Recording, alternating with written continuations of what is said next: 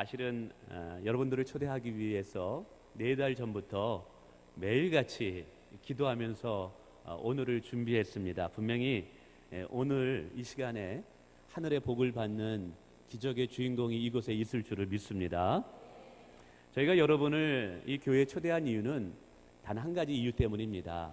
바로 그것은 우리에게 영원한 생명을 주시고 우리의 삶을 풍성케 하시는 예수님을 소개해 드리고 싶어서입니다. 저도 군대 제대한 이후에 신앙생활을 하고 예수님을 믿게 됐습니다. 저의 삶은 예수님 믿기 이전과 믿은 이후의 삶이 180도 달라지게 되었습니다. 그리고 저희 교회에도 예수님을 만남으로 인해서 인생이 새롭게 변화된 분들이 참 많습니다. 그래서 이 좋은 예수님을 어떻게 하면 많은 분들에게 소개해드리고 알려드릴까 이 고민을 하다가 오늘 기도하면서 여러분을 초대한 것입니다. 저희들을 만나주시고 저희들의 인생에 복을 주신 하나님께서 오늘 여러분의 인생에도 큰 복을 주시기를 주님의 이름으로 축원을 드립니다. 오늘 함께 읽었던 이 본문을 중심으로 해서 잠시 예수님이 누구인가에 대해서 설명해 드리고 싶습니다. 오늘 본문의 내용을 한 번 더 쉽게 정리하면 이렇습니다. 예수님이 살고 있었던 당시의 한 마을에서 결혼잔치가 벌어지게 됩니다. 당시 넉넉한 유대인 집안의 결혼잔치는 일주일이 진행이 됩니다. 그래서 주위에 있는 친지들과 이웃들, 동료들을 초청해서 함께 결혼식을 축하하고 기쁨과 감사의 시간을 보내게 됩니다. 이때 예수님도 제자들과 함께 초대를 받은 것 같아요. 근데 공교롭게도 많은 사람들이 와서 그런지 사흘이 지난 다음에 결혼식에서 가장 중요한 포도주가 떨어지게 됩니다. 이 포도주는 결혼식에 기쁨을 돋구어주고 흥을 더 돋아나게 하는 아주 중요한 음료였던 것입니다. 만약에 이 잔치에 포도주가 떨어진다면 흥이 오른 잔치에 찬물을 끼얹는 것과도 마찬가지였던 것이죠. 그래서 오신 손님들이 이 포도주가 떨어지게 되면 이 주인은 큰 결례를 행하는 것입니다. 이때 식당에서 일손을 돕고 계셨던 예수님의 어머니 마리아가 예수님을 찾습니다. 그리고 예수님에게 이 문제를 해결해 줄 것을 부탁을 하죠. 그러자 예수님께서는 어머니의 부탁을 듣고 이제 포도주가 원래 담겨있던 커다란 항아리 7통이 있었는데 그게 이제 다 떨어진 거예요. 그래서 이 항아리 안에다가 물을 채워놓으라고 합니다. 그리고 너무나 이상하게도 이 물을 떠다가 잔치에 벌어지는 그 식탁에다가 손님들에게 갖다 주라는 거예요. 이때 이 종들은 이해가 가지 않았지만 예수님의 말씀대로 이 물을 퍼다가 온 손님들에게 전달해 나눠주는데 놀라운 기적이 일어났습니다. 성경에 보니까 이것을 놀라운 기적이라고 하는데 물이 포도주로 변화되는 놀라운 기적의 사건이 일어났다라고 이야기합니다. 아니 어떻게 물이 포도주로 변화되지? 우리의 이성과 우리의 경험으로는 이해할 수 없지만 예수님이 하나님의 아들이라는 것을 믿게 되면 이것은 큰 문제가 되지를 않게 됩니다. 어쨌든 성경은 오늘 이 사건 속에서 예수님께서 물을 포도주로 변화시켰다 하는데 그러나 11절에 뭐라고 하냐면 이 사건이 하나의 표적이다라고 말합니다. 이 표적이라는 것은 성경에 예수님이 누구인가를 설명하기 위해서 사용하는 단어입니다. 그러니까 오늘 우리가 읽은 이 물을 포도주로 바뀌어지는 이 사건은 하나의 기적의 사건으로서 의미가 있는 것이 아니라 이 사건을 통해서 성경은 예수님이 누구인가를 우리에게 알려주기 위한 목적이 있다라는 사실이죠. 자, 그러면 이 사건을 통해서 성경을 읽는 독자들에게 우리들에게 예수님이 어떠한 분으로 소개하는지 제가 간단히 3가지로 한번 요약해 보도록 하겠습니다. 첫 번째는 어떤 분이냐? 한번 화면을 한번 띄워주시겠습니까? 함께 한번 읽어보면 좋겠습니다. 시작. 예수님은 부족함을 풍성함으로 채우시는 분이다. 아멘. 오늘 본문에 보면 항아리가 비었다고 해요. 아주 낭패입니다. 근데 그 항아리에 포도주를 가득 채우신 분이 예수님이었다라는 것이죠. 네, 여러분 아십니까? 이것은 무엇을 상징하냐면 이 빈 항아리는 우리의 인생을 상징한다라는 거예요. 우리가 살다 보면 무언가를 채우기 위해서 열심히 노력합니다. 우리 가정이라는 항아리에, 인생의 항아리에 행복을 채우기 위해서, 기쁨을 채우기 위해서, 만족을 채우기 위해서 사람들은 여러 방편을 다 씁니다. 어떤 사람은 돈을 통해서 내 인생의 행복의 항아리를 가득 채울까 돈을 채우려고 하죠. 어떤 사람은 명예를 채우려고 하고 어떤 사람은 인기를 채우려고 합니다. 근데 가만히 보니까 마치 그분들의 인생은 마치 무지개를 쫓는 어린 소년과 같습니다. 제가 고향이 경기도 이천입니다. 어릴 때 시골에서 태어나서 이게 참 하늘이 맑아서 무지개가 자주 떴어요. 그 무지개 뜰 때마다 제가 궁금했어요. 저 무지개 너머에 뭐가 있을까? 그래서 어느 날 제가 결심을 하고 무지개 걸리는 그 산 뒤에 뭐가 있을까? 혹시 뭐 우물이 있어가지고 거기서 무지개가 나왔나? 궁금해가지고 다름박질해가지고 제가 산등성이를 넘어갔습니다. 넘어갔더니 이게 웬일입니까? 그 무지개가 거기에 있는 것이 아니라 그 너머 산 위에 또 걸쳐 있는 거예요. 그래서 다시 또 그 무지개를 쫓기 위해서 또 달려갑니다. 가봤더니 그 무지개가 또 그 다른 산 위에 걸쳐 있는 거예요. 그래서 또 다시 달려갔는데 아니나 다를까 이제 무지개가 없어진 거예요. 그래서 저녁에 되어서 집에 돌아왔습니다. 엄마한테 많이 혼나죠. 너 어디 갔다 온 거야? 밥도 안 먹고. 무지개가 궁금해서 쫓아갔습니다. 제가 왜 이 비유를 이야기하냐면 많은 사람들이 세상에서 행복과 만족을 찾기 위해서 자기의 인생의 항아리에 많은 것을 채우려고 합니다. 근데 이상하죠? 채우려고 하면 할수록 어떤 분은 이렇게 고백하더라고요. 인생이 허무한 것 같아. 인생이 허무한 것 같아. 저희 형님 얘기를 좀 드리자면 저희 형님은 연세대 의대를 나와서 분당에서 병원을 차리고 잘 나가는 의사입니다. 근데 제가 오늘 전도축제 때 저희 교회 초대하려고 했는데 안 왔어요. 아직 예수님을 믿지를 않아요. 근데 뭐 넉넉합니다. 형수님도 의사고요. 좋은 자동차를 끌고 다니고 좋은 집을 판교에서 얻어서 아주 3층짜리 집을 멋지게 살고 있습니다. 주말이 되면 골프장에서 늘 골프를 치러 나가요. 전화하면 어디 있어 형? 그러면 골프장이다 그래요. 형님한테 만나면 요즘 어떻게 지내? 한숨을 후 내쉬면서 한 말이 있습니다. 인생이 참 허무하다 도희야. 아니 형 뭐 하는 거야? 좋은 집, 명예, 그리고 사람들한테 존경도 받는 의사인데 왜 이렇게 허무해? 모르겠어. 시간이 지나면 지날수록 내 마음에 공허감만 와. 왜 그럴까요? 여러분, 하나님이 우리의 창조주이십니다. 예수님이 우리의 창조주입니다. 그래서 그분이 우리 안에 들어와서 우리를 만져주시지 않으면 세상의 그 어떤 것도 우리의 마음에 만족을 누릴 수 없다라는 거예요. 오늘 결혼식에 빈 항아리에 예수님께서 가득 포도주를 차고 넘치게 하는데 이 최극상품의 포도주입니다. 오늘 이것은 무엇을 상징하느냐? 오늘 우리의 인생에 예수님이 찾아오시고 예수님과 동행할 때 우리의 인생이 만족할 수 있는 인생이 될 수 있다라는 사실이에요. 여러분 정말 예수님을 만나면 만족한 인생이 될 수 있습니다. 그래서 다윗이라는 사람이 이렇게 고백해요. 여호와는 나의 목자시니 내가 부족함이 없으리로다.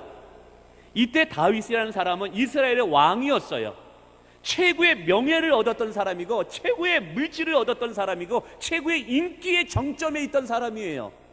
근데 그 다윗이라는 사람이 내가 물질이 많음으로 내가 만족하노라 고백하지 않았어요. 내가 인기와 명예가 높음으로 내가 만족하노라 라고 고백하지 않았어요. 그는 자신을 창조하신 하나님을 만나고 나서 자신의 인생이 만족하고 부족함이 없다라고 고백하고 있다는 사실이에요. 여러분에게 인생의 축복의 비결을 하나 알려드릴까 합니다. 여러분 아무리 채워도 왠지 공허하다라고 느끼는 분이 계십니까? 창조주 되시는 예수님을 만나보세요. 그러면 인생의 방황이 끝날 수 있음을 저는 확신합니다. 두 번째, 우리 예수님은 어떤 분이냐 한번 띄워줄까요? 한번 같이 읽어보겠습니다. 시작. 예수님은 변변치 못한 것도 좋은 것으로 바꾸시는 분입니다. 저는 이걸 너무너무 좋아해요. 보잘것없는 것, 변변치 않는 것도 가장 좋은 것으로 바꾸시는 분이 우리 예수님이에요. 오늘 본문에 보면 물이 포도주로 바뀝니다. 어디서 흔히 볼 수 있는 물이에요. 근데 최고의 극상품의 포도주로 주님께서 바뀌어주셔요. 이것은 곧 우리에게 무엇을 의미하고 상징하느냐 하면, 우리의 인생이 보잘것없다 할지라도, 우리의 인생이 하찮아 보인다 할지라도 예수님의 손에 붙잡히게 되면 최고의 명품의 인생이 될 수 있다는 것을 이야기하는 거예요. 성경에 보면 예수님을 토기장이에 비유합니다. 토기장이. 여러분, 이 명품을 만드는 장인 이 토기장이가 있다고 생각해 보세요. 그러면 그냥 일반적인 흙을 그 장인에게 갖다 줘도 그 장인 토기장이는 최고의 명품을 만드는 그릇을 만들 거예요. 근데 미숙한 토기장이가 있다고 생각해 보세요. 최고의 좋은 그 진흙을 갖다 줘도 그저 그러한 진흙을 그릇을 만들 것입니다. 이것은 그 무엇을 상징하고 의미하느냐? 우리의 인생이 누구의 손에 맡겨지느냐, 누가 우리의 인생을 빚어가느냐에 따라서 우리의 인생의 결과가 다르다라는 거예요. 우리의 자녀들의 인생을 누가 빚어가느냐, 우리의 자녀들의 인생을 누가 책임지느냐에 따라서 인생이 바뀌어질 수 있다는 사실이에요. 사실 제가 이 시간에 설교하지만 저는 이 시간에 설교할 때마다 깜짝깜짝 놀라는 것이 있어요. 뭐가 놀라느냐면, 내가 이 자리에서 설교할 그만한 그릇이 안 되는데, 아니 내가 어떻게 여기서 설교를 하고 있지? 제가 설교를 들으면서 은혜 받았다, 설교를 통해서 목사님 참 말씀 좋았습니다, 이야기 들을 때마다 제가 제 자신이 참 이해가 안 될 때가 있어요. 왜냐하면 사실은 제가 예수님을 만나기 이전의 삶은 변변치 못한 인생이었거든요. 변변치 못한 인생이었어요. 근데 제가 예수님을 믿고 저의 인생을 주님의 손에 맡겨줬어요. 주님, 저의 인생을 한번 책임져 주세요. 저의 인생을 주님의 손에 맡깁니다. 그분은 최고의 멋진 토기장이시다 보니까 저의 인생을 지금 이렇게 만드신 거예요. 할렐루야. 그래서 저는 저의 자녀들의 교육도요, 가장 중요한 게 아이들이 여호와를 경외하고 하나님을 사랑하는 아이들로 키워가는 것입니다. 그런데 놀랍게도 저희 아이들은 제가 목사다 보니까 요즘 매스컴에 보면 목사님들이 돈이 많더라고요. 근데 저희 교회는 그렇지 않아요. 저는 집도 없고요, 땅도 없고요, 차도 없고요. 저희가 사는 집은 제가 이 설교하는 요 밑에 조그만 거기에서 삽니다. 그래서 어떻게 보면은 참 이런 얘기해도 어쩔지 이해되지만 이게 가진 게 없으니까 의료보험이 35,000원 나오더라고요. 아주. 근데 그러다 보니까 우리 아이들 교육할 때 좋은 학원 많이 못 보냈어요. 근데 제가 기도했어요. 하나님, 저희 자녀들의 인생을 하나님이 책임져 주세요. 그런데 너무 괜찮은 아이들로, 제 아들, 딸 자랑하는 것 같은데 좀 이해해 주시기 바랍니다. 근데 이게 좋은 대학을 갔다 이런 것이 아니라 반듯하게 자라나고 이 시대와 사회에 뭔가 선한 영향력을 끼칠 수 있는 착하고 선한 사람으로 하나님이 세워주셨다, 이 말이에요. 아멘. 그래서 여러분, 우리 자녀들의 인생도요, 최고의 명장이신 예수님의 손에 맡겨질 때, 오늘 보세요. 변변치 못한 것도 최고의 것으로 바꾸시는 분이 예수님이시다. 아멘. 자, 세 번째 예수님이 어떤 분이냐 한번 읽어볼까요? 시작. 예수님은 처음보다 나중을 더 만족해 하시는 분이래요. 오늘 본문에 보면 이 포도주를 갖다 줬을 때 좋았대요.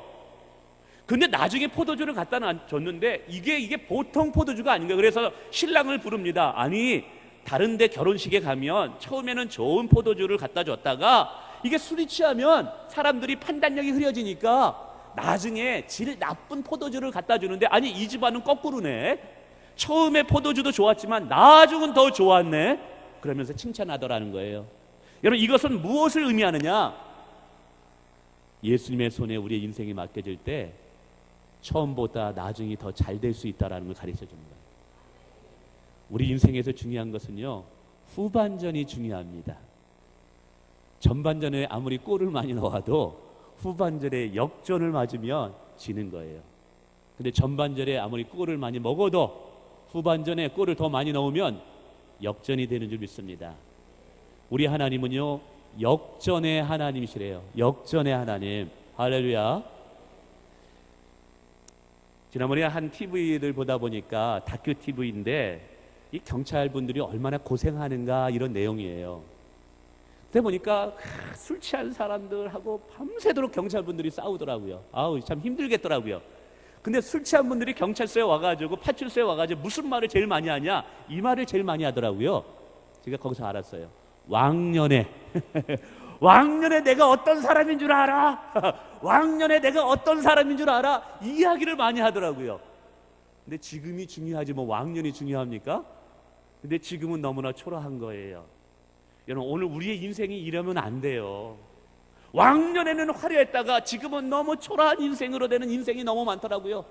과거에는 하늘에 나는 새도 떨어뜨리는 권력자들이었는데 지금은 본인의 인생이 추풍 낙엽처럼 떨어지는 거예요. 여러분 저와 여러분의 인생은 그렇게 되면 안 됩니다. 할렐루야. 우리 인생은 처음도 좋지만 나중이 더 잘 돼야 됩니다. 전반전보다 후반전이 더 나은 인생이 되기를 원합니다. 근데 성경에 이런 말씀이 있어요. 처음은 미약하지만 나중에는 장대케 되리라. 오늘 예수님을 만날 때 이런 인생이 될 수 있다고 오늘 우리에게 이야기하고 있는 거예요. 정말 그렇습니다. 요즘 저희 원로 목사님 이광훈 목사님이 계셔요. 은퇴하셨죠. 근데 요양원을 운영하고 계시는데 검소하셔요. 그래서 은퇴하시면서도 정말 한 6평짜리 방에서 사시면서 우리가 사례비를 드리면 그 사례비를 다 캄보디아에 선교를 합니다. 저희가 캄보디아에 학교를 세웠거든요. 한 360명의 학생이 있고 30명의 교사들을 저희가 거의 무료로 학교를 운영하고 있습니다. 그래서 그곳에 글자를 못 읽고 정말 공부를 못하는 많은 학생들을 지금 저희가 후원하면서 선교사님을 파송하면서 유치원부터 고등학교까지 이제 만들어서 저희가 이제 운영하고 있습니다. 근데 그 일을 하면서 얼마나 바쁘신지 몰라요. 은퇴하고 나서 더 바쁘셔요. 그래서 그분이 하신 말씀이 있어요. 우리 원로 목사님이 리타이어가 뭐냐? 은퇴라는 뜻인데 타이어를 어게인 타이어를 바꿔 끼는 것이다. 자동차는 타이어를 바꿔 끼고 다시 달리는 거라는 거예요. 근데 하나님이 복을 주시니까 더 바쁘셔. 하나님이 축복하시니까 더 잘 되는 거예요.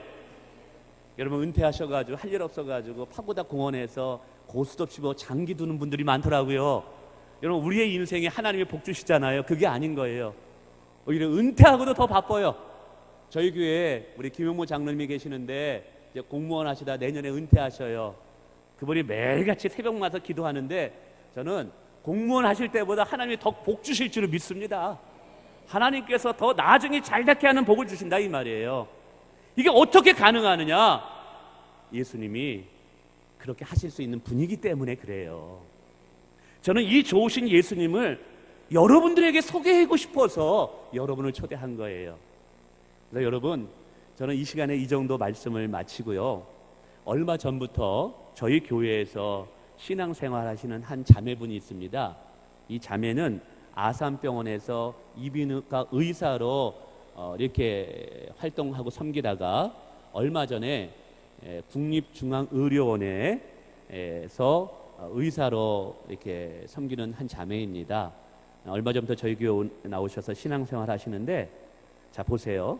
예수님을 믿고 나서 하나님께서 어떻게 인생을 바꿔 가시는지. 우리 예수님은 부족함을 풍성함으로 채우시는 분입니다. 우리 예수님은 없는 것을 있게 하시는 분입니다. 아멘. 처음보다 나중에 더 잘 되게 하시는 분이에요. 우리 많이 떨릴 텐데 한번 박수 한번 주실래요? 예.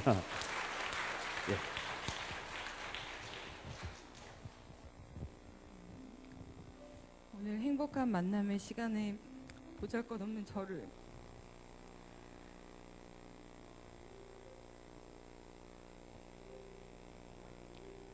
사용하시는 주님께 영광을 올려드립니다.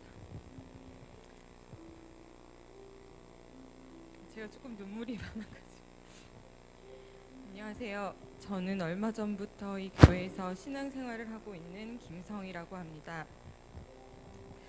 제가 이 자리에 선 것은 이 교회에 출석하면서 경험하였던 저의 이야기를 들려드리고 싶어서입니다. 저는 무남동녀 외동딸로 태어났습니다. 어려서부터 부모님의 사랑을 많이 받았고 특별한 어려움 없이 자랐습니다. 욕심이 많아 공부도 열심히 했고 하고 싶은 일, 원하는 일은 노력하면 다 된다고 생각하여 모든 일을 열심히 했습니다. 그리하여 지금은 국립중앙의료원 의사가 되었고 사랑하는 사람과 결혼해서 사랑스러운 아들과 딸도 낳았습니다. 그렇게 특별한 어려움이 없었던 저는 불쌍하게도 매사에 감사하는 마음도 특별히 없었습니다. 지금 생각하면 너무나 교만했습니다. 저희 어머니께서는 우연히 교회에 나가게 되셨고 목사님 설교가 큰 마음의 위로가 되어 그때부터 열심히 교회에 다니셨습니다. 먼저 하나님을 만난 어머니는 저에게 같이 교회에 나와 신앙생활을 하자고 권하셨습니다. 저는 어머니께서 저희 아들과 딸을 돌보시느라 너무 고생하시는 것을 알고 있었기에 교회에 같이 나가자는 어머니의 권유를 외면할 수 없었습니다. 그리하여 어쩔 수 없이 시간이 될 때만 교회에 나오기 시작했습니다.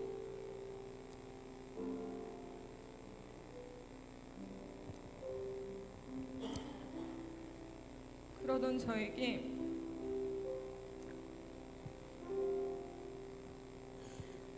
청천벽력과도 같은 일이 일어났습니다.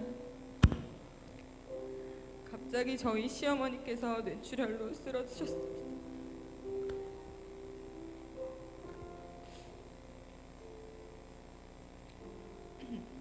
저희 시어머니께서 제게 너무도 잘해주셨기에 하늘이 무너지는 것 같았고 어찌해야 할지 막막했습니다. 뇌출혈이 일어난 부위도 우리 몸의 중요한 기능을 관장하는 중추가 모인 뇌간 부위였습니다. 출혈량도 적지 않았기 때문에 담당 의사는 기적이 일어나지 않는 한 회복되기 어려울 것 같다며 마음의 준비를 하라고 했습니다. 혈압도 조절되지 않는 상태라 재출혈의 위험도 있고 이런 분들은 장기간 누워 계시다가 폐렴으로 많이 돌아가신다고 했습니다. 기적이 생겨 폐렴을 이겨낸다 해도 의식이 돌아오지 않을 확률도 높다고 했습니다. 의사인 제가 생각해도 의학적으로 봤을 때 희망이 보이지 않았습니다. 너무 막막했던 저는 서울 아산병원에서 같이 수련을 받았던 신경외과 동기에게 연락을 했습니다. 이미 예상을 하고 있었지만 혹시나 하는 마음으로 그에게 어머니 영상을 보여주었고 앞으로 어떻게 될 것인가에 대해 물었습니다. 돌아오는 대답은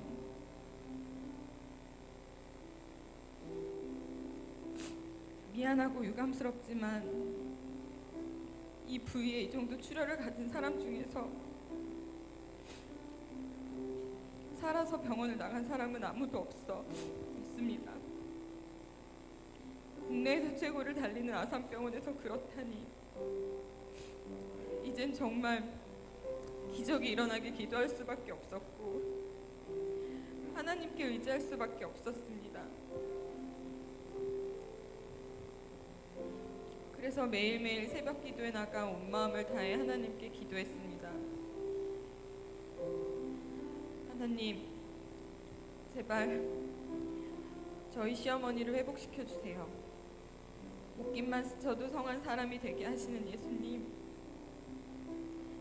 제발 저희 시어머니 의식이 회복될 수 있게 도와주세요.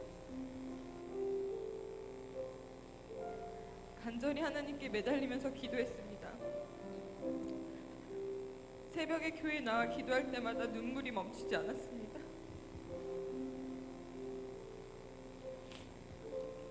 신기하게도 기도를 하면 할수록 제 안에는 불안한 마음이 사라지고 시어머니께서 깨어나실 거라는 강한 믿음이 생겼습니다. 오히려 기도를 하지 않으면 불안했기에 매일매일 더욱 열심히 기도했습니다.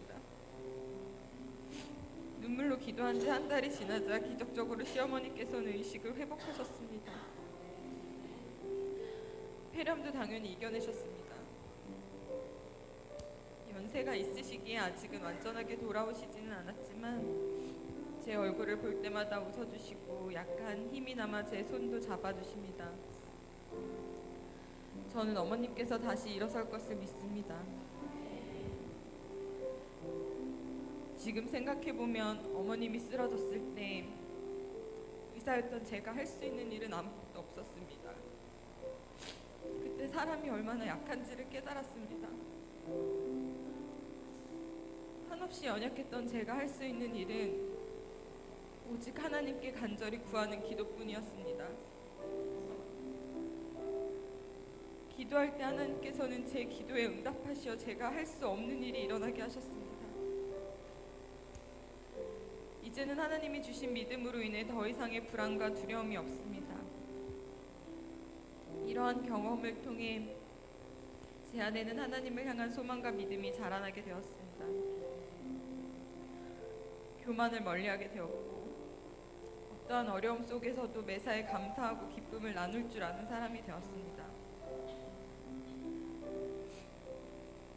저는 고린도후서 12장 10절 말씀을 좋아합니다. 그러므로 내가 그리스도를 위하여 약한 것들과 능욕과 궁핍과 핍박과 곤란을 기뻐하노니 이는 내가 약할 그때의 곧 강함이니라. 과거 저는 약한 것이 부끄럽고 창피한 것이라고 생각했습니다. 그러나 예수님을 믿으면서 저의 약함이 오히려 강함이 될 수 있음을 배웠습니다. 저의 약함 때문에 겸손을 배웠고 그 겸손을 통해 예수님을 의지하는 법을 배웠습니다. 예수님은 죽은 자를 살리시는 부활의 주님이십니다. 그 부활의 주님께서 저와 함께 하심으로 이제 고백할 수 있습니다. 예수님께서 저와 함께 하시기에 나는 더 이상 약한 사람이 아니다. 요즘 저는 성경 공부를 하면서 인생의 지혜를 배워가고 있습니다. 그것은 교만한 자에게는 하나님의 능력이 머물 수 없고 하나님의 축복이 흘러들어올 수 없다는 것입니다. 하나님은 교만한 자를 미워하시고 교만한 자를 대적하시기 때문입니다. 성경에 이러한 말씀이 있습니다. 내 하나님 여호와께서 이 40년 동안에 내게 광야길을 걷게 하신 것을 기억하라. 이는 너를 낮추시며 너를 시험하사 내 마음이 어떠한지 그 명령을 지키는지 지키지 않는지 알려 하심이라. 과거 저는 저의 연약함과 비천함을 깨닫기 전까지는 진심으로 하나님을 믿지도 않았고 의지하지도 않았습니다. 그러나 시어머님의 일을 통해 하나님은 저의 교만함을 깨닫게 하셨고 겸손케 하셨습니다. 이제 저는 저의 연약함과 부족함을 인정하고 하나님을 의지합니다. 그랬더니 놀랍게도 제 안에는 하나님의 능력이 머물게 되었습니다. 물론 오늘도 여전히 저는 저의 연약함을 알고 있습니다. 그래서 능력의 하나님을 의지하기 위해 새벽에 교회에 나와 기도하는 삶을 살아가고 있습니다. 저의 연약함과 무능함이 오히려 하나님께 간절히 기도하게 만드는 능력이 되었습니다. 과거에 저는 저의 연약함을 느낄 때마다 절망하였습니다. 그러나 이제는 아닙니다. 저는 하나님의 모든 은혜와 축복이 기도라는 통로를 통해 옴을 알게 되었습니다. 그리하여 동서남북이 다 막혀 아무것도 할 수 없을 때도 절망하지 않고 하늘을 향해 기도합니다. 오늘도 연약한 제가 하나님 앞에 나아가 기도할 때마다 하나님은 제게 새 힘을 주십니다. 저는 다시 감히 말씀드립니다. 하나님께서는 살아계십니다. 제 마음속에 저의 삶에 여전히 살아계십니다. 그리고 지금 이 자리에도 저와 함께 하십니다. 아멘. 부족한 저의 이야기를 들어주셔서 진심으로 감사합니다. 감사합니다.